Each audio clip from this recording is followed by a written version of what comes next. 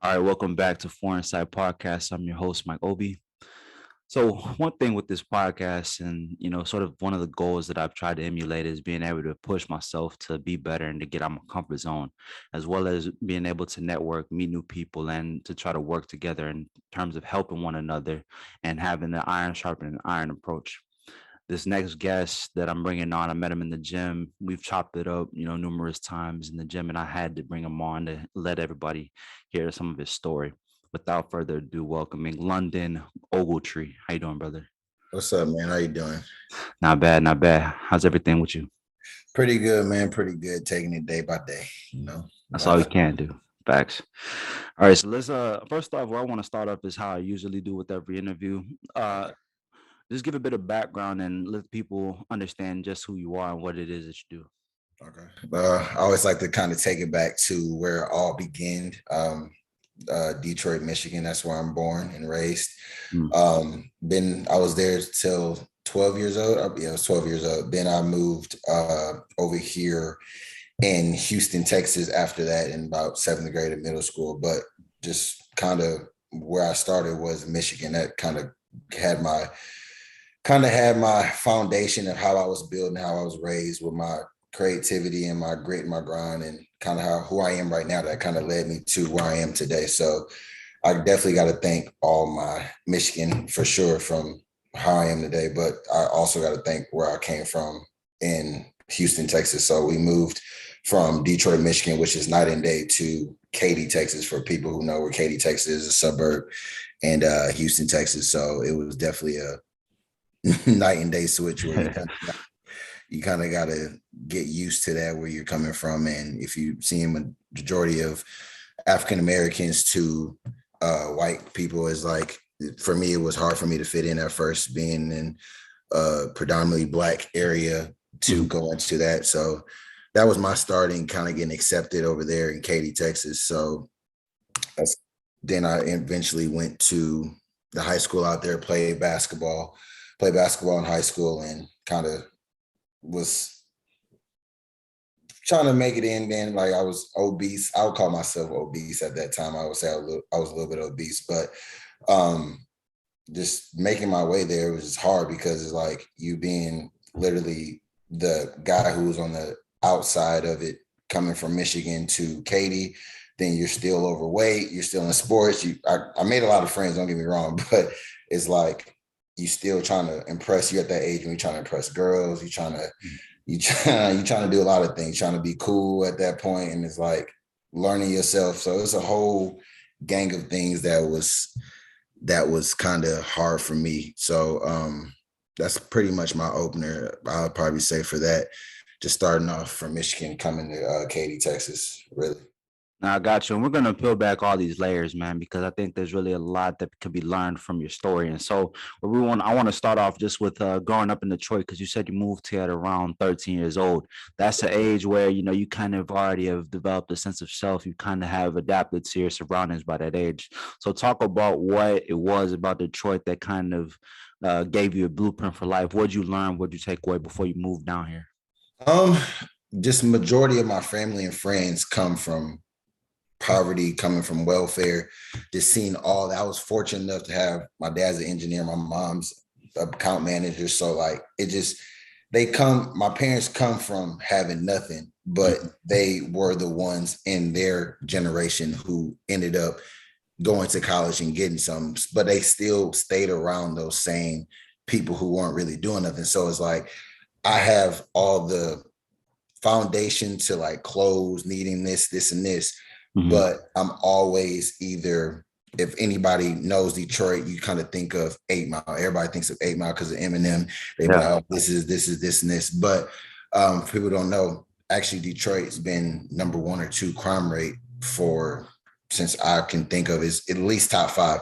And it's like just being in that environment all the time kind of gave me that grit and grind, because I was, out of all my family members and friends, I was probably the weak link at first. It was like, you got to get tough. They want you to talk to girls. We 8, 7, 8, you fighting. And it's like, Mm. it mentally got my mind right for, I would say, for my world that I'm in now as my adulthood, because I have a balance of it, like I said, with being in Houston, but being in Detroit, shaped the boy in the I'm not going to take no crap from nobody Mm. on into any situation, and I'm not going to tolerate no disrespect, because that's just kind of how if you don't have that mindset in Detroit, you're gonna get No. messed up over there. So it's like it's gonna be a whole different struggle. So that's why I love being from Detroit. I love going back over there and going back to my family. A lot of my family is from the east side, which is the worst part of Detroit. And then you also got some of my other side that's from Southwest Detroit, which is still a bad place. But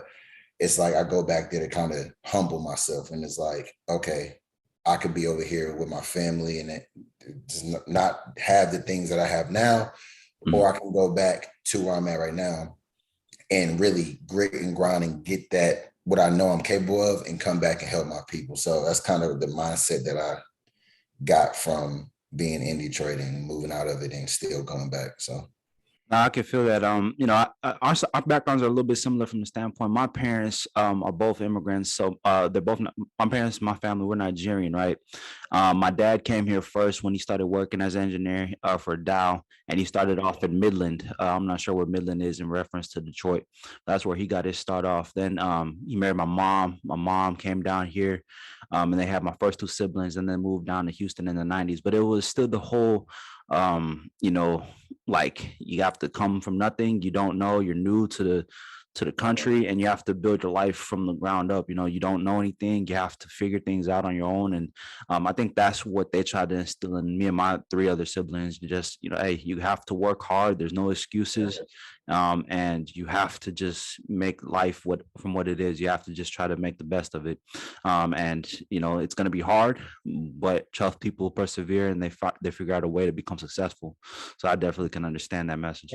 that had to be harder for you in the aspect of coming from a whole different place and getting Mhm. to know the whole US as a whole and just being new. Did you know English at all? Or Well, so I was born in Houston. My parents were both born in Africa. They came here, had my first two siblings, and then when they moved down to Houston, they had me. So I was third. I was born in Houston, but I would say I grew up in Nigerian culture. Right, I grew up. My parents really tried to instill those values in me. And as I got older and was going to American school, it was a big culture clash that was like, okay, I was trained to think this way, but I'm being cultured and educated the other way. And so just having to try to find that balance, I would say, is only a tough thing. I spoke fluent, I speak English and everything, but my parents never wanted me to forget where I came from, especially my moms, and they never wanted like us to get so caught up in the American culture that they forget, that we forget like who we are as people. And just that, listen, our values are still what they are, and never forget them, right? So that'd be the only thing I would say was like a challenge, is just balancing the two. Because it's like, I remember, I had classmates, friends, teammates when I played football be like, why do you have to do XYZ? Why do you have to call your parents, every time you want to come out? Why can't you just do what you want? And it's like, it doesn't work that way, right? It's stuff like that. But you know, um, as you get older and as you like start to mature, you kind of see where your parents are coming from, one. And then whenever you start getting to an age where you can sort of ask them to, like, why do we do things this way, why do we do things that way, they bring it into perspective. And you just see that that's how they were raised, and that's kind of how they are, and that's how they want to raise their family. Yeah. yeah, I mean, I think that foundation goes back to where I'm from as well. Like me having that discipline and that structure, like this is Mhm. what's gonna happen. This is my house, my rules. Facts. You don't abide by my rules, we're gonna whoop you. Like that's just Or you how can it get out. That's you it. can get out. It's very simple. It's like if you cut up in school, if you acting up, if a teacher called me, I'm whooping you. Like that is Yeah. how it is. So it programmed me to respect my elders. Like, yes, ma'am, no, sir. I Yep. just don't disrespect nobody. That's why I kind of stand on the principle of like I will demand my respect, because it's like Mhm. I have to respect my elders, I have to respect my parents and everybody around me. You're not gonna disrespect me as a human being, somebody at my age. So Facts. we definitely got the same background in that aspect for sure. So then you moved down to Houston, or you moved down to Katy, Houston area. Talk about what was different. What was that culture clash like, and how did you navigate it? That that was probably the most shell shocked I've been probably ever. Just Mm. coming from seeing trash on the ground, this and this, to Mm. bridges, literally bridges over pools. Mhm. Like it was houses were so big, like like anybody asked my mama, she walked in one of my friend's house and picked me up one day, and she had to act like she been there before because she's looking around the house like, where we at? She's like, we get in the car. She's like, wait till I tell your dad of the house they had. They had a pool out there. They had a basketball court, all this. So it was a whole transition for all of us, not just me. It was like, dang, like my parents put me into the suburbs in Michigan, but the suburbs in Michigan was not the suburbs as it was in Katy. I don't know where they're building here in Texas, but in Right. Michigan it was it's a whole different layout. So it's like it it installed me to, like I said, I was never playing in schools. I was always failing. So I never could. The curriculum at Katy is so much harder than it is in Michigan. So Mm, like to me, they was giving us college courses, which I actually were.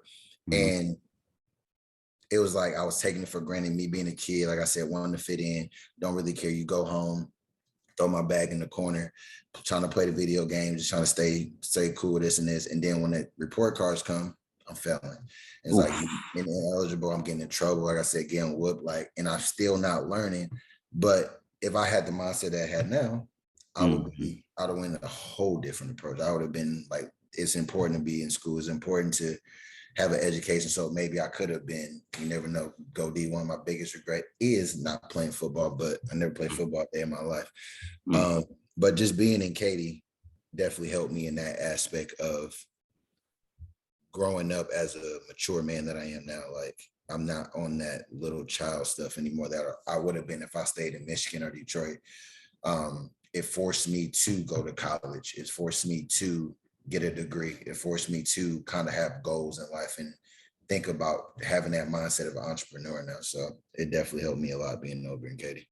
yeah, every experience, is not wasted, and all knowledge is not, invaluable, right? And Right. just with your experience, it's just kind of like one of those things. I know you said like, had I known that then that I know now, maybe things would have been different. I think everything happens for a reason. I used to think that way too, but it was like for me, the one thing I look back at and say like, I moved once. And I didn't move far. I moved 20 minutes from where I grew up. So I grew up in Pearland, and at that time, Pearland wasn't a ghetto, but it was a city that was emerging, right? So people know it now, and they look at it as this big urban city with Yeah, a bunch of towns. And then I'm like, that's not what I saw, right? yeah, And then my parents decided they wanted to get a bigger house and kind of level us up and try to introduce us to some new culture. So they moved us down to Sugarland area, Missouri City area, in this well-off neighborhood, and going to school in like the Fort Bend area, and like you said, curriculums were different, college courses were expected. Not only that, but the kids who I was around almost all came from successful parents. Like my dad owns this, my mom does this, my dad's a doctor, this. And so it brought you to a community where people's worldviews were great, is what I always say. Right. So with that, like I was like, thank goodness I had the culture I had where I had to kind of, there was no thinking you weren't going to go to college. There wasn't any thinking of, oh, I'm not going to do school. Like school was mandatory. Like getting a high school diploma is mandatory. Going to college and getting your degree. Like there's no, oh, I'm not going to, you know what I'm saying? And so that was what helped me kind of be able to adapt. But it was still a shell shock of like, oh, this is different. You know what I'm saying? Like I gotta change, or like I gotta kind of figure this out. And I think moving is good. Like as much as it annoys us, because like, we got to change schools, we got to leave our friends behind. It's like you also have to learn how to, to know others. absolutely. And so I think moving is definitely one of those things. It may suck in the moment, but it's one of those like it's almost needed for your development so you can grow up a little bit. You know what I'm saying? Because it takes you out your comfort zone. I think a lot of people, that's one thing they struggle with, is getting out the comfort zone and kind of trying new things and taking on new challenges. When you move, you have to do those things, and so that's what helps you adapt and helps you grow. Right. And it's funny you said that about the whole you're mandatory to go to college because it didn't hit me in Hmm. high school until literally senior year of like we had a college day and Hmm. everybody would wear like their college t-shirts and where they was going. Hmm. And I'm looking around at one of my homeboys who was kind of like me too. He was like, where we going? I'm thinking this is it after high school. And I'm like, well, I thought we done after high school, but then it Right. was like, he was like, I'm gonna go try to play basketball. And Blaine was like, I'm probably like, I got bad knees. I'm done. Mm, So we went to Blaine at a community college. And mm-hmm. like I told you, I used to fail this and this. Ironically, I went to Blaine in the community college just to try it out. I went an hour and a half away from home. Like you Mm-hmm. said, got your comfort zone. And I ended up getting like a 3.5 my first year. And I was like, There oh, there you go. I can do this. Yeah. So then that led me to Texas Tech. But it's funny that you said that about having expectations to go to college. Like I didn't even know that was like we had a college there. Yeah. The one thing that was different though for me was I played football, and so my college route was based a lot of like, well, okay, where am I gonna go play football, right? When the reality set in that that wasn't gonna be the case, then it was like, oh shit. Okay, okay, okay, how do we transition? How do I pivot now? How do I pick a school now? And so because of that, I just decided I was like, okay, let me just do this JUCO stuff and really figure it out instead of doing things, without really having them planned out or without really thinking things through. And so I did the JUCO thing too. I went to the Warden and just knocked my first 2 years out, and that kind of helped me sort of transition into college a little easier, and sort of just like understand like, okay, no more football. Like, do you know what you want to do with your life? You know what I'm saying? Like, do you know how you want your life to look at? And at that time I didn't. I was just like, look, I just been doing the school stuff because I was told to, but really, you don't really see the value whenever you're just doing things because you feel like you're forced to do it, or because that's just the expectation. You have to create your own standards for what you want your life to look like, going forward. Yeah, a lot of people don't know that you gotta take. I think being an adult is harder. Well, it is being it's harder than a kid. Like you gotta if you Facts. gonna go get it, you gotta go get it and you gotta go take it and run with it. Because if you stay Facts. in that little box and think it's gonna come to you, it's not. Nah, not at all. And the fact is, if you want to be successful, more than anything, you have to have a go getter mentality. It's not gonna be handed to you. Nothing comes easy, and there's no excuses. No, the world doesn't want to hear your excuses. The world doesn't want to hear about what hardships you might have had. Everybody has struggles, right? And that was the one thing, like how my mindset is now. Like people ask me, like, why do you not complain about nothing, or why do you not, like why are you so emotional? So it's like it's not that. It's just I understand that it could be worse and I can always make things better. Right. So with that, I just try to take everything day by day and just try to be better, tomorrow than I am today. But it's like I deal with that with people because I think the same way as you is Yeah. like I said, I come from where we seen is like it can get worse. So Yes. when I hear somebody else's situation, Hmm. I'm like, you don't even understand. But see, I'm trying to rewire my mind because I talk to my mom a lot about deep stuff, and she's like, London, you got to realize everybody has a different path and different route. Yeah. Just because you saw this, that could be their worst. That could be your bottom of the thing, but that could be their bottom. So you got to kind of be sympathetic and kind of try to put yourself in them shoes because it's hard for me every day when I hear somebody say something to me, some bull. I'm like, relax. You're gonna be good. Go to sleep. You'll be good. Go to sleep and wake up tomorrow. You got a brand new 24 hours. The sun will come up, your eyes You'll open, and forget. You don't even worry about it. You'll forget. yeah, I mean, I think that's why, like, people say, volunteering and kind of doing community service where you don't get anything out of it, you just are there for the experience. Those are things that I think help people kind of have a bit of perspective. Like for me, it was because my parents, like yours, were the first generation of their families to come to America and sort of live the American dream, so to speak. They brought a lot of their siblings. I remember my mom brought her mother and her siblings all down here, and so then they had to go through it, and I was able to see them kind of live my parents' experience, right? So with that, I'm like, oh, that's how hard it can be when you don't know anything. You know what I'm saying? And so for that, I always was like, look, my life could be a lot more challenging. I don't want to say worse, but a lot more challenging than it was, right? So with that, look, I was able to get through 0 to 18, not in jail. I don't have a criminal record, stayed out of trouble, had good grades, and then I got through college. A lot of people can't say that they were able to get through college. So now, how do I make a better life for myself going forward? And how can I then use that experience to help others? That's my whole thing.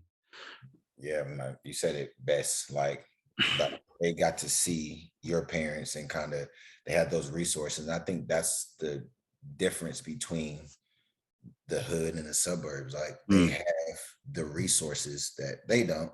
And that's why I tell a lot of people, I'm like, these people don't got the resources. Like we had the resources. So like we might as well use this, and this is why that's probably my biggest pet peeve in Katie. I don't know if you see it, Mm, but there's just a lot of people, millennials, who are trying to be more than what they like are, like, and say like I've come from this, and I think it's cool because I think they seeing like all these rappers and this, they mm, got the jewelry, they got this, they come from this. So I think a lot of people want to have that same mindset, and I'm yeah, like, it's really not fun. It's not, this is not where you want to be at. Like, you can go over here and live this life, but it's these people over here in the hood are not doing that because of they want to, is because they have no other choice. They don't have the resources. I guarantee they will switch with you any day if they facts. can.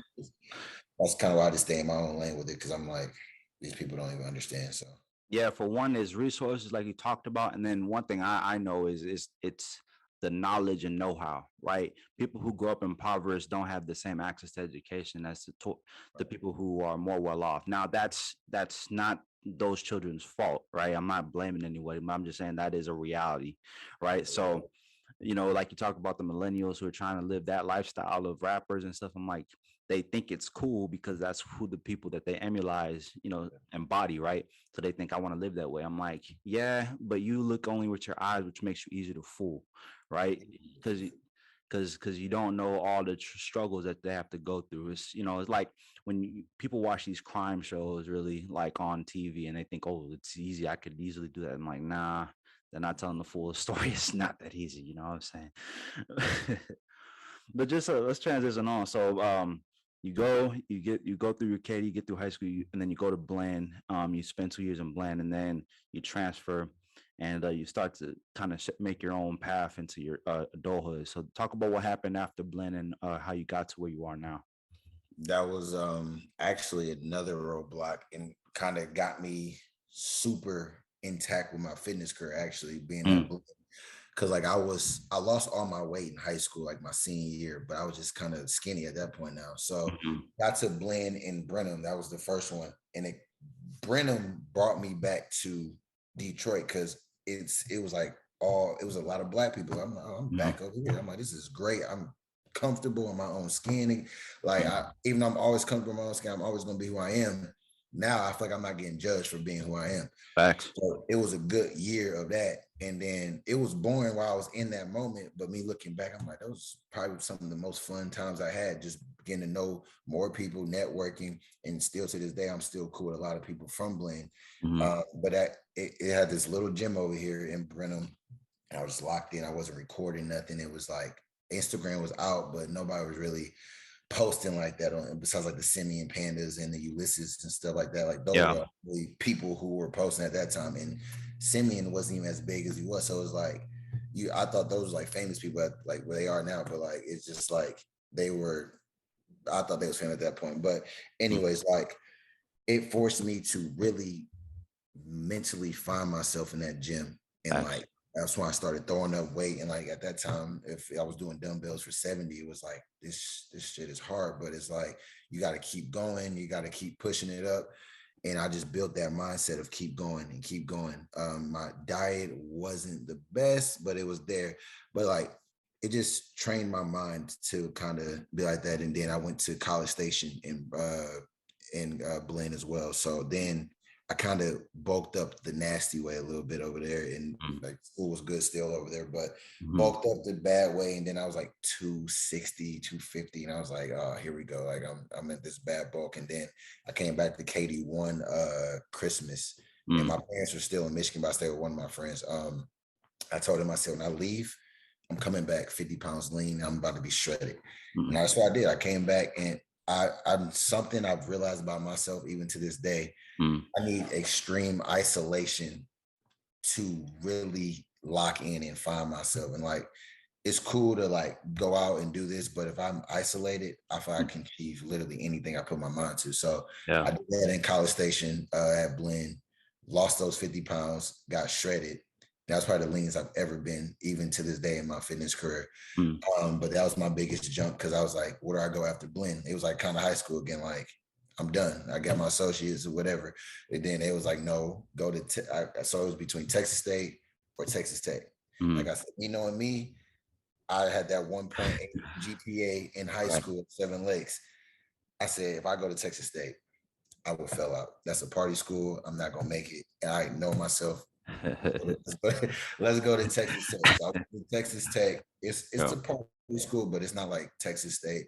Yeah. Um, and then the friends that I had at Texas State was more partiers than the friends I had at Texas Tech. So Mm. let's go to Texas Tech. So that kind of I still stayed in my fitness journey, and that's why I go so hard on my fitness journey because I just love it. Because I kind of mentally fix my mind to want to be the biggest dude I can be for myself. So that's what happened from Blend for sure. Mm.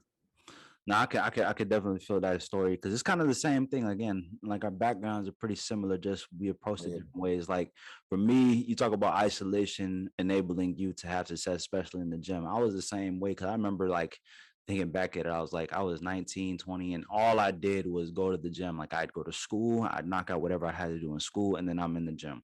And people would kind of look at me like, bro, like what's wrong with you? You're in the gym 3 hours a day. I'm like, bro, like I like this. Like I don't know what to tell you. You know what I'm saying? Like I like being able to challenge myself in PR. And then, of course, it's not like you're just in there 3 straight hours, just straight lifting. Like, nah, you chop it up with the homies. And you kind of, I think it was good for me to have that sort of community, like you said, network and have people who are in the gym trying to be fit. I met two of my mentors in there, as well. And they were kind of teaching me. And like, it kind of enabled me to figure out what I wanted to do with my body because I tried everything. I tried powerlifting, I tried bodybuilding. I liked having a good medium. So I used to say, oh, I'm a power builder. Right. And that's when I knocked all my PRs out. And like that again, I was able to knock PRs out, get stronger, but then also get lean. Like I was 250, but I was like a vascular 250 at the time. And like that was back when PRs were at their highest, like 675 on deadlift and six something on squat, four something on bench. And so it was just a matter of always trying to figure out how can I do more with my body. The only thing I wish I'd have known the potential social media would have had, and then I'd have been posting more content. I know we talked about I know we talked about that earlier because I'm like, man, I see some of the content creators. I'm like, if only I had known that had been potential, we could have done that. But Like I was around that time when they was starting off. I was like, I yeah, will be probably 5 steps further, but hey, facts. that's what you learn. And so just with that though, it was like, and then from there I had to transfer because then I went on to U of H, and U of H was a commuter school, which means you have to drive there, and it's in the heart of the city with all the traffic and junk. And so just having to go there and having to figure out, okay, I need to stay in the gym and stay active, but you don't have the time because now you have more commitments, right? You have more commitments, you're still working, you're still having to be in class longer, study longer, you're having to do more things with your time and be more resourceful. So it was just stuff like that. Like, okay, something has to give. So people would ask, like, why don't you go out as much, or you don't have a girlfriend, because you get to that age. And I'm like, well, look, priorities, right? You got to always keep them straight and be on the straight and narrow. So definitely I can understand where, having to force yourself to lock in, enables you to be successful. And I think it's the same thing in the job world, right? When you're trying to work and you're trying to be successful, you're trying to level up, it's like you need to have that period of time where you can focus, you know. It's crazy sad because I actually had a girlfriend in them 6 years. So it's like I had to figure out a way to balance that and school and be in the gym. So it's like you gotta get in their time, you gotta be in the school, I have to get my workout in. Like I has to be there for 2 hours. But luckily she was understanding with all that. But like you write about work, like that's why I kind of get into the office Yeah. about an hour or so, then I have to, just so I can kind of knock out some stuff before people come and start asking me questions. Cause like if not, I'm gonna just be all over the place. So Like, completely right about that. so you go to tech, you finish, and then along the way you start working, and then you also start your own business. Talk about your business. Why did you feel the need to go the entrepreneurship route, or at least startup? And why did you decide to go into the field that you chose? Um, Honestly, to be completely honest, COVID came apart and I got laid off from my first job out of college, Mm, which was mm, with State Farm. And like I said, coming out of college, it's like so many, it's like quarter one of high school, then you got community college, and you got college of Texas Tech, and then you kind of hit that roadblock again. Like, what am I going to do when I graduate? mm, Took the job at State Farm. My biggest regret again was not getting internships early. That's me being in the job industry now is like having experience. You're not gonna have nothing if you don't have experience. So Yep. didn't have no internships. So I got to start ground up. Started with State Farm as an account manager. Mm. It was cool. COVID hit, but I guess revenue was low and they had to let people go. They was like, well, if things come back from COVID, then we'll call you. We can just have you on the staff again. So I was like, what the hell is this? So my parents told me, they was like, you come back to Michigan, because they moved back when I started Blend. It's like, you come back to Michigan and live rent free and stack up. Or if you want to stay in Houston, you got to pay for your own stuff and everything. So I got laid off. So that means nothing coming in. So I was like, I signed my lease at my new apartment. And then my mama was like, we told you what, like, I'm like, are you thinking that they gonna be like, we got you? They already told me. I guess they wasn't playing. Yeah. So I worked at Courtyard Marriott in college. They always made me work even in college. It's like, we're not giving you no allowance, not giving nothing. So I worked in Courtyard in college. So I networked with the Courtyard over here in Katy. So I was driving from Galleria to Katy for Courtyard Marriott. And this is when really my truest hustle came mentally. Like right now, I don't feel like I'm doing as hard as I was before. Like I was really going hard, like literally 7 days a week, like maybe, 7 days a week. So I would start at Courtyard. I would go in the morning I'll wake up at 3 and I was doing the breakfast shift.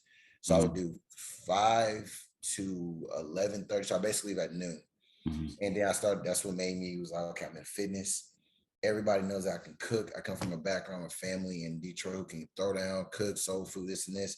Let me start. Everybody keeps saying, why don't you sell your food, this and this? So I just clicked in my head, let me get business cards, let me get all this, let me get the website, let me get all this good stuff. And that made me come up with Taste of Home. And I was like, let me start thinking of how I can make a menu. Let me think of how the payment structure is going to be, how the meals are going to be.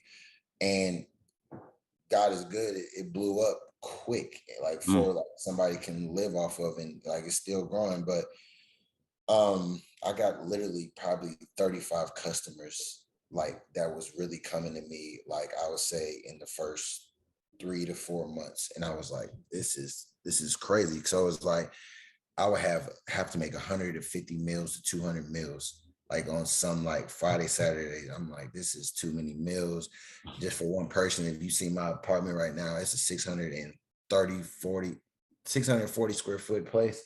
I keep all these meals. I just got cluttered.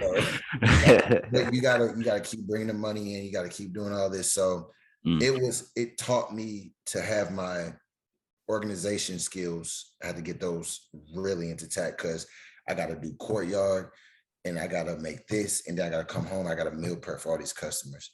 And then I was like, how do I grow the business instead of just staying in this one spot and just keep cooking forever? How can I maybe potentially go into get my meals into like HEBs, or how can I get my meals into like a Total Nutrition? And those conversations are still going and we're in talks, but I've actually talked to some companies like Total Nutrition and they were just talking to me how that goes, how they want to buy wholesale and the percentage they'll give me and this and this. So, and then it kind of slowed down a little bit because I wanted to go back in the work industry in corporate America. And then I got my job in tech sales and energy tech sales. I do great.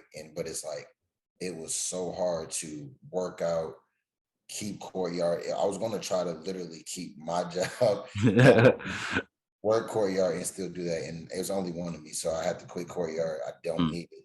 So, but just me being that hustler mentality and never wanting to turn down money, I wanted to do all 3 jobs if I could. And I did it for literally, so I went to another company before my company I'm at now, and I was doing all 3 jobs. So that, it kind of drained me. I didn't want to talk to nobody for a while. Like on the weekends, I just wanted to sit there in my place. I didn't want to, no girl. I don't want to talk to no girls, no friends, no nothing. So but I feel like you have to be in that mindset if you want your business to go here. So you got to have that isolation. You got to have a balance. But I think it was starting to get unhealthy. So I had to quit at least Courtyard. And like the reason why I wanted to keep Courtyard is because I got amazing discounts. So that's kind of where I'm at my business, and I love it because I'm in the fitness industry. And like how you said, we went to Alpha Land. Now like we see so many people doing the same thing that we're trying to do in a different way, and it's like everybody got a whole different hustle. And it's like, to me, being at Alpha Land,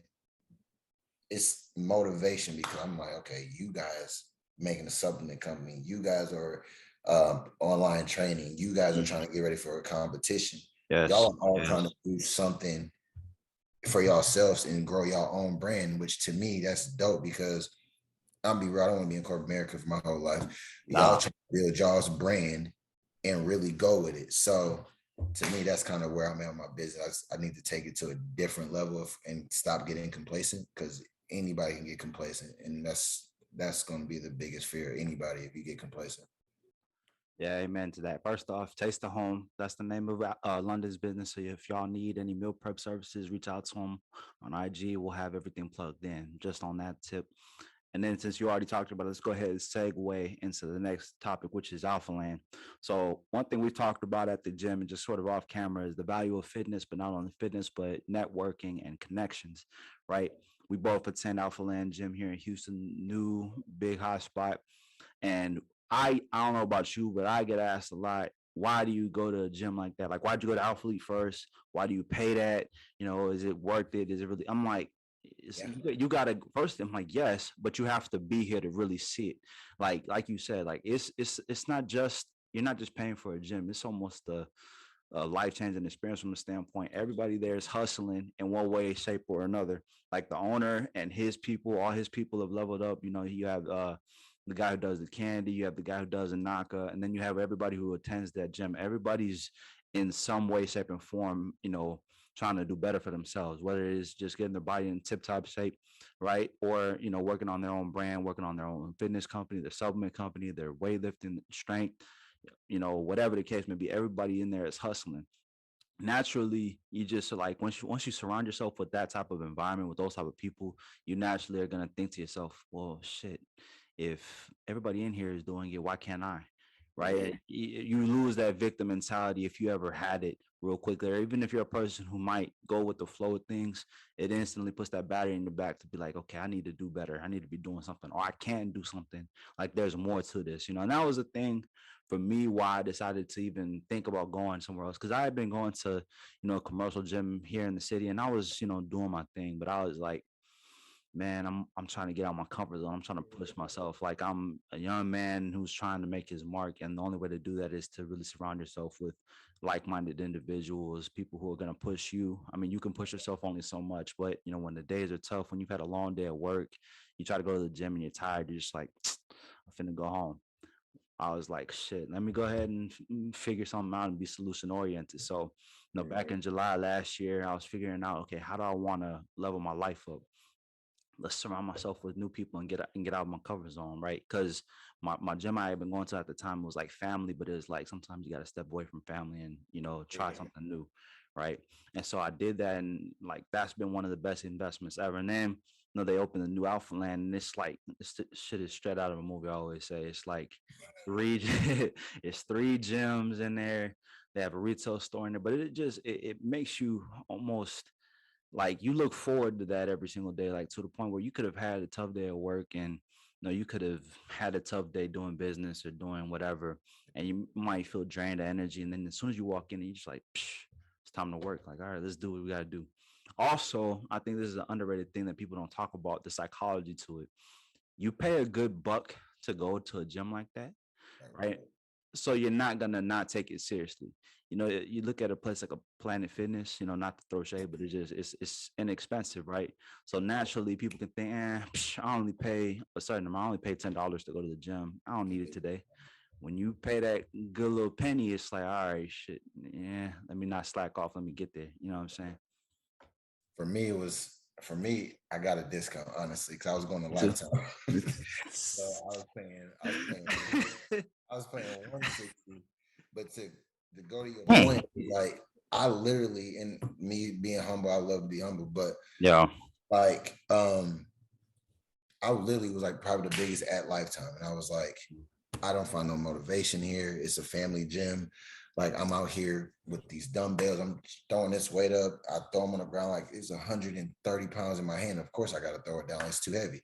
And then somebody might come in there and say, well, you can't throw this down. I'm like, I'm sorry. And then you just don't see no motivation. So when I went to Alpha Land, I'm seeing people like you, I'm seeing other people, and I'm like, y'all are huge. Y'all putting 4 plates on the bench, just moving it. And like I saw you one time warm up with 315. I was like, how are you just moving it that fast? So it puts that battery in your back, like you said, like it's a friendly competition. Like I don't ever look at somebody and be, I want to be like them, but it's like a like, oh, let's go all get this together. Like to me, I Facts. see Alpha Land like just starting even with the owner, like Christian, like Mm, the fact where he started this at, like he had a 5-year plan with Alpha League and mm, really started with that and had that gym over at the warehouse gym and mm, ran with it and had his own clothing line, has everything.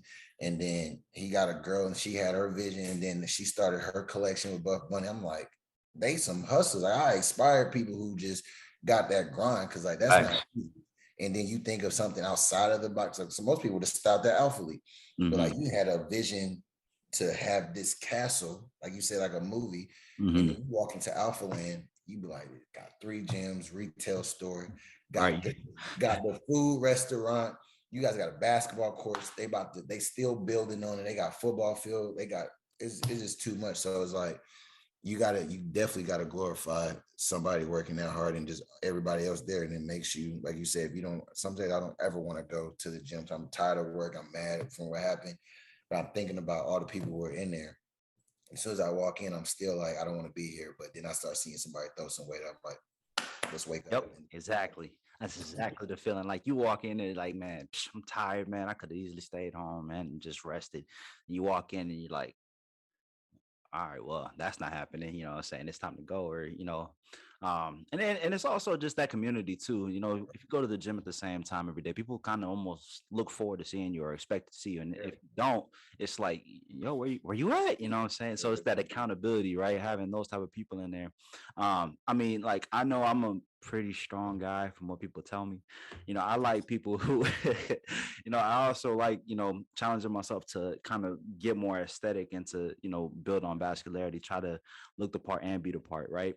And so it's like people like yourself and, my guy, our guy Jared and Mo, and like they're always like, yo, like, you can do this, or like even with getting on content and like, part of the reason why I brought the podcast back is like, yo, like, okay, you talk about, you do this stuff, like, hey, are you bringing it back? You know what I'm saying? Or like, I'll be on it, if you start listening, if you start posting again. So it's stuff like that of having people to always push you to be better. You need that because, like people like to do things on their own. In essence, successful people never are isolated like that. There's always a community of people or people who are there for them or just have their best interest, look out for them. And like you kind of talked about, we can all eat together, we can all do this together. That's one of the main vibe I get, is like everybody's kind of in there, trying to help each other, right? Not on some like, nah, I want to get mine so London doesn't get his, or vice versa. Like you said, like those 2 dudes you said with Jared and Mo, Mm-hmm. like organically, like me and them just gravitated just off of some just they just being some real dudes and just like, hey bro, you good shit, like keep Yeah. throwing the weight up. And then over time we just kept talking at the gym and it's like, okay, these some solid dudes over there and just many more dudes up in there too. Yeah. Like Facts. everybody just so far I ain't seen nobody just not solid in there from my first standpoint of just talking. So Right. definitely is a good vibe and going into the gym every day and loving it. Like I lost 20 pounds. Like I'm cutting right now. I lost 20 pounds since Yeah. Facts. October last year. And it's like, it's all because I'm in that, like you said, that environment. If I was in Lifetime, I don't know if I'd have lost. I probably would have fell off by now. I love to eat. I probably went to Wingstop 5, 6, 7 times. So it's like, so it's like, if I, like you said, it's accountability. Like if I go in there and I tell everybody I'm cutting Yeah. and I never get cut, it's like, are you cutting? So Facts. That is a fact, bro. Because it's kind of the same thing. Like I was cutting when I joined Alpha League too, and like even when I tried it out, because I was like, okay, I'm gonna just do this day pass, right? And I did it. I did it like once, twice, 3 times, and I'm just like, out of membership. yeah, exactly. I was like, bro, who you kidding, bro? Stop playing. Like, you want to be here, you want to do it. So just go ahead, pull the trigger on it. And it was kind of like the same thing. I'm like, this will force you to hold yourself accountable, because it's kind of like if you're telling yourself, look, I'm gonna cut up, and you tell everyone, I'm gonna cut, I'm gonna try to lose this weight, and then you don't do it, you slack off. It's easier to well, first off, you have people there like, yo, you said you was gonna cut, like what's going on? Or you said you was gonna get on the cardio, you ain't do it, bro. Like, what's up? It's little things like that you need, kind of, that extra little push whenever it's easy to want to, slack off or go towards, like you said, the wing stop or the Whataburger or whatever, or even the drink. Yeah, all these stuffs can be had in moderation, and you can enjoy those things, but it's also a matter of keeping your eye on the prize and on the main goal. And yeah, same thing. I was in the high twos when I joined, and down 15 pounds and still going. So yeah, definitely I owe it all to just the progress in the community that we've been able to find there. Yeah, I was hot too. It was like what, 274? I was about to hit three. Damn, right? Hell no, exactly. All right. So as we wind down and we get towards the end, let's get to quick hitters and just sort of wrap up the interview on just some more insightful questions. So first thing, I know we've talked about you're in the hoops. What has been your take on the NBA this year and basketball in general, and who are some of the guys you like watching?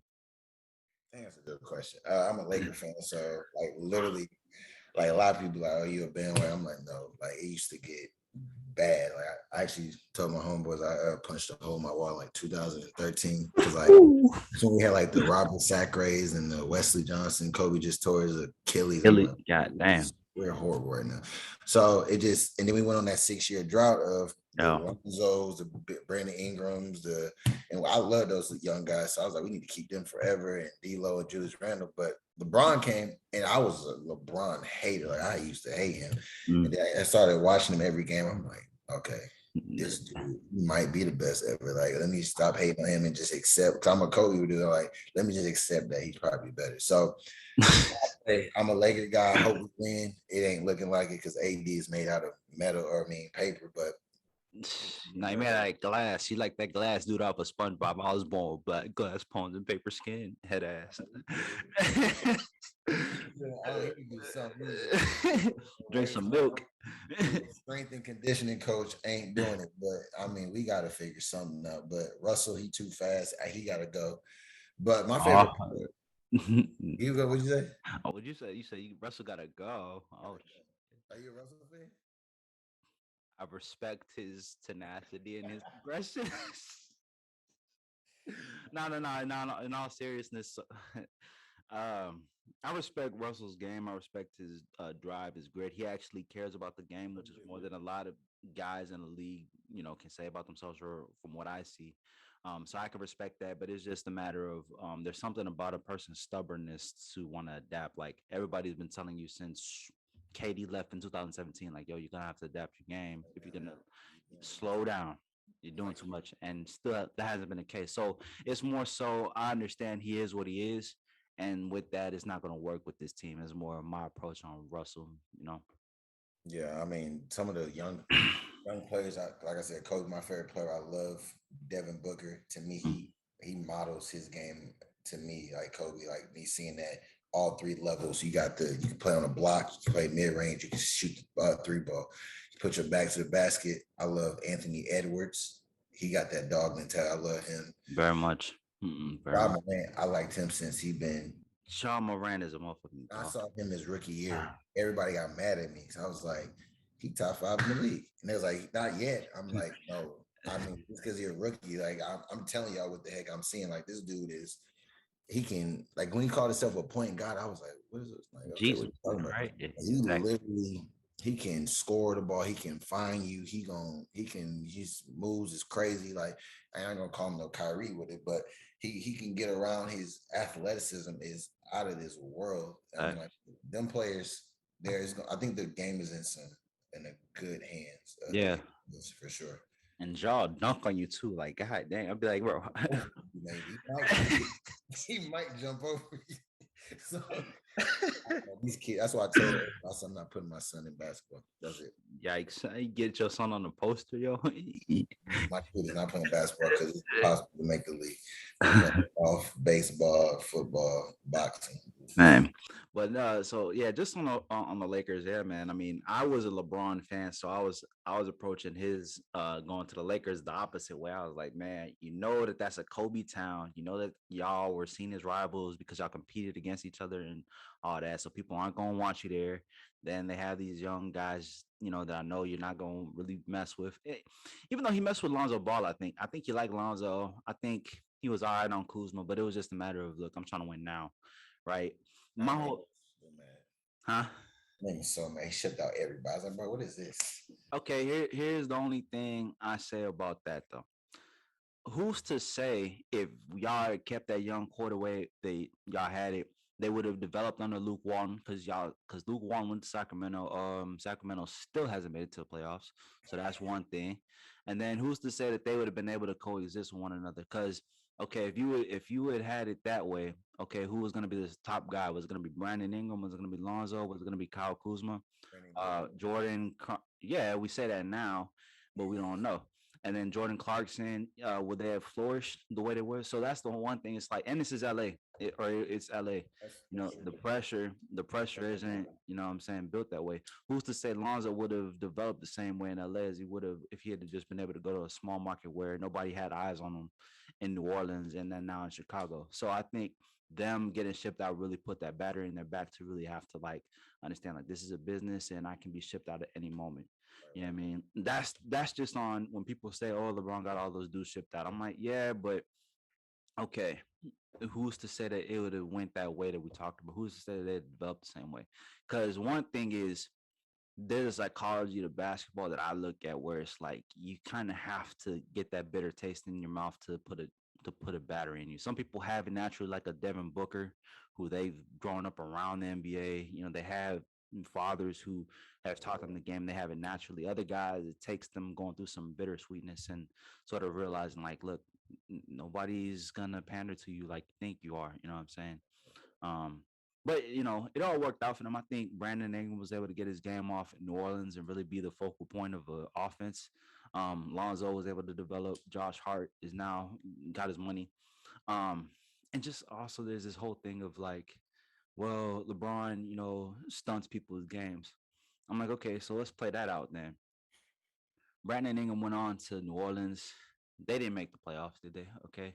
And then who's to say he'd have been number one over Zion Williamson? So is it really his game was able to flourish, or did he just get more shots because he was on a bad team and they just gave him more touches? I will You say feel that me? he averaged 18 points. So the first half of the season when he was being shy and LeBron was getting used to their stuff, Mm-hmm. he the second half he averaged 19 points. I was like, okay. I started seeing a different Bi. He was like aggressive. He was getting to Mm-hmm. the lane. Cause everybody thought this at this time Kuzma was better. I'm like, for somebody who's watching these games, I'm like, he's not better. Like, I always thought Kuzma lacked skills, but he can shoot the ball and he can play off the ball. But I was like, he'll play better with LeBron. But I think LeBron was getting at an age where he needed to have a ball handler who can get to the rim, can create their own shot, do Mm-hmm. whatever. I thought Bi was that, and I was like, I thought we should have kept the young core. Mm-hmm. This is my look on it. We kept the young core. The Mm-hmm. year we went to the bubble and won, Mm-hmm. I said we should have tried with them. And Mm-hmm. then the next year, AD was a free agent. I Mm-hmm. said try to keep them and then go sign AD so we can have all of them and just have a complete team Yeah. instead of sending all of them to New Orleans. But they was like, well, he might change his mind over the offseason and go somewhere else. I'm like, whatever. No, I agree with that approach. If they had done that, I'd have been down for that because one thing with that team that I think they had the potential of doing, and I think people didn't see this with Magic Johnson's approach. If you look at that time, Golden State was the top dog in the league. All of those players could really honestly handle the ball off the dribble, which means that they put more pressure on Golden State's defense. They made all those guys work, especially at that Christmas game when they blew them out. Each one of those guys could take their matchup off the dribble and make them work, as opposed to the old approach with LeBron, where LeBron is mostly handling the ball and he's around shooters. Gilbert Arenas talks about this all the time. The way you go at offensive juggernauts is you make them work on defense to tire them out so that way they can't get their game off as easily on the offensive end. I think that was Magic Johnson's approach. But then what happened is when AD requested that he wanted to be traded, that all got public. And, I think that messed up the trade first off in that first year. And then they messed up those dudes' psyche, which I get it. You don't want to hear yourself be put in trade rumors, and you might be here, you might not be here. So I think that kind of ruined that first season. And they had to do something, and then Magic stepping down. So that just was that drama. But now I agree with that approach that they could have kept that young core intact and waited a year. And I think they would have done well. I think they would have flourished. I think Luke Walton would have had to go. He had to go. Yeah, I like Rogue. I'm not really a. I think his substitution sometimes is horrible. Yeah. But I feel like when you coach LeBron James, you don't really got too much say unless you're Greg Popovich, Doc Rivers. It's only a selective amount of coaches who's going to really.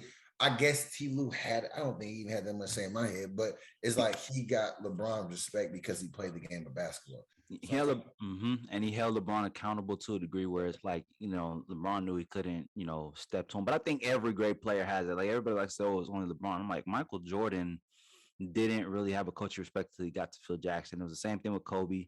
Like they didn't, and Shaq and almost D-Wade. I mean, it takes great coaches that have the ability to hold people accountable, especially great players accountable, where they kind of know the game at a heightened level. You have to be able to challenge them and hold them accountable and not back down. You know what I'm saying? And make them understand the game on a more larger scale, right? Like it's not about you getting your numbers, but about incorporating all of your teammates. You talk about every great player who wins championships. What's the first thing they say? I didn't really start winning until I started trusting my teammates, right? So it's the same thing. But just yeah. He knew it. He was a passer. Yeah. Now, just one more NBA question. Give me a top 5 NBA players of all time. What's your starting 5 or your top 5? Let me hear this. In order? In order. One LeBron. I'll give it to him. One LeBron. Sheesh. Over Kobe and MJ? I got Kobe too. Okay. People gonna be like, I got Jordan number 3. I got Jordan number 3. It's not because I don't not watch, but I'm a big sports dude. I just think Jordan had the athleticism. He had the scoring ability. I think Kobe was him with a better shot. So Jordan was I guess you could say he's a better defender, but Kobe was on 9 first team all defense. So I don't know. Right. So then my 4. KD. Yeah. If I just go by players, am I going by accolades too? No, I mean it's your list. However you want to slice. Probably 4 KD, Shaq 5. There you go.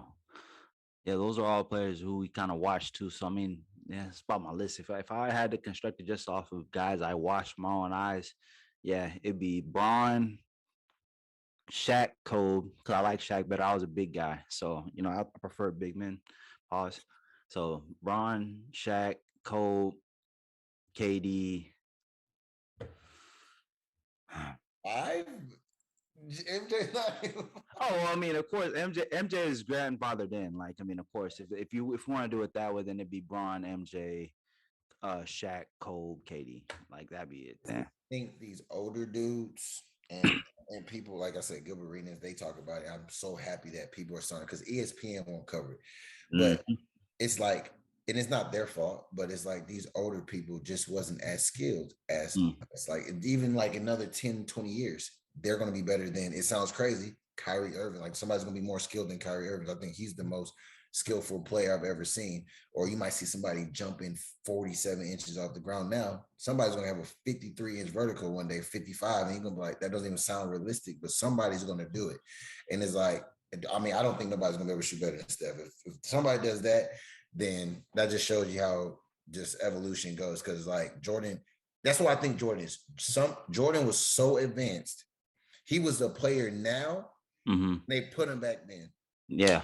I think that's why it looks like it's like I saw a video. He went behind his back, and the announcer's like, "Oh my God, he just went around his back." Like that's a normal move now. So yeah, facts. I think that's the difference. If Jordan would have played today, he'd have still been Michael Jordan. He'd have been great. He'd still been a great competitor. He wouldn't have had the awe factor he would have had back in the 90s. He was the first of his kind that anybody had seen. Yeah. And that is the argument. the argument for Jordan in his favor, from what I say, watching him, he played the game more efficiently and smoother than Kobe, right? That's one thing people used to always talk about is his game was smooth, right? Because he understood. I think him playing in college, he understood system basketball and how to That's for sure. maneuver. And then Phil Jackson and Tex Winters made him like you have to follow this triangle offense because if you watch him, he almost seems like he's chilling and just kind of okay. I'm just gonna come over here to the Spots. elbow. I'm just gonna go to my spot and then I'm gonna shoot my mid range or I'm gonna dunk on you and I'm just gonna run back. And then whenever someone pisses him off, okay, f that triangle stuff. I'm giving this dude 40, right? That's the only thing I would say in terms of in favor of Jordan, where it's like I can see where people could say Jordan is the greatest player of all time. It's when people say Kobe and LeBron don't have any argument ever. I'm like, okay, all right, ain't no Man, talking. it's not crazy. Like it don't even make sense. Like I will say, Kobe shot selection used to piss me off. Like he shoot over 6 people if he had to, and like I mean, sometimes I'm like, no, you have somebody in the corner. But I Facts. watched the interview with him. He was like, I took them shots hours and hours while my teammates were out partying. I trust myself over them. I was like, well, at the same time, that's a horrible shot. So I get that. Jordan was Yeah. more efficient. He was smoother. He knew his spots where to pick them. And Mhm. it took Kobe probably like to when Shaq left that Yeah. he just knew to really slow down. I get that. It wasn't even about slowing down for Kobe, in my opinion. I think he just had to learn how to be a better leader and better teammate. Like I think he had to understand that being the best player doesn't mean you're the best leader, right? And I think him getting Pau Gasol and like he talked about having to really like bond with his teammates more because he was an introvert and so he was isolated a lot of the time. That year when they went to the finals the first year and they lost to the Celtics, like he understood like okay, something's got to change because I want to win, right? And so that's when he started spending more time with guys. And now he was still hold him accountable. Like, look, if I go out with you, you got to then come to the gym at 4. You know what I'm saying? So it's still that, but that's what made him bond, and that's what enabled him to win 4 and 5 was him becoming a better teammate. You know what I mean? And like I think with LeBron had to learn how to use his voice more, and that was his sort of evolutionary step. Yeah, but I should then shut that down. Like if I was, I couldn't be LeBron because I think Drake and LeBron are the most strategic human beings I've ever seen in my life. And Jay Z's in there too. AZ's in there too. Like they move so correctly. Like you don't hear LeBron's Nothing. name in nothing. Like you don't hear no, he did this. Like he probably could be doing, but you not about to hear. Yeah, Like facts. I was him hearing like, oh Jordan, you couldn't tie Jordan's shoes, this and this. I about Jordan can't do nothing. I would see that's why I couldn't be LeBron. Cause I would be like, I would watch Jordan. Like I would have said that a long time ago. Cause Yeah. like they got people who said LeBron was 16 years old and pulled up at Jordan's camp. And Hmm. they played on team before, but they also said that they was playing against each other one time. It's like LeBron killed everybody at that camp. And it was like he's 16. So it's like if he's if he's 20 some 25, they're talking You about under do you and Jordan understand the is specimen that y'all are dealing with? Like this is not normal. This is not a his normal. hair, he couldn't do this. LeBron is 260. He would have ran Bill Lambier over. He would have ran all these people over. Like LeBron is not no punk. He comes from Akron, Ohio. He's an entrepreneur. He's so smart where he's like, I'm not about like the Isaiah Stewart stuff. Yeah. I'm not about to fight him when I could get down with him, but I'm gonna lose so much money if I do this. LeBron's not about to Exactly. do it. That's why he's on a different level. I'm not letting y'all paint me as the picture y'all really want me to be painted. Y'all want me to step out of my character so y'all can really do this. So LeBron be Yeah. Oh, you see, he claims he's a role model, but look, he was just y'all not doing that to me. Y'all not taking no money in my pocket, yo. So I mean, that's the thing with him. Like my I think what made me be a LeBron fan, just to wrap this all up, it was him going to Miami. Not the move. I mean, I like D Wade over him at the time, but it was the fact that what Dan Gilbert did with that letter, and then him going back there, like, look, okay, y'all gonna do this, y'all gonna say this about me. All right, I'm giving y'all 38, and I'm not saying nothing, right? And then it was just him honestly not letting that destroy his character, right? Because that easily, could have been something where he's like, oh, that's how y'all really think about me. Okay, F y'all, and I'm just gonna do me and focus on my family and just not be a humanitarian. But he was like, no, okay, I'm still gonna do me. I'm still gonna help, but I'm still gonna do it my way. You know what I'm saying? And he's still stayed out of trouble. But just yeah, we can do this basketball stuff on another day. But just final question, man. I always ask every guest just to leave a final gem to anybody listening, to any youngster listening, to any people, any of our peers who, might just need one final word of wisdom, what would you tell them? Um, Keep going. I mean, I know it sounds cliche, but like I'm in this generation, I see a lot of individuals not comfortable in their skin. Mm, Got to be comfortable in your skin.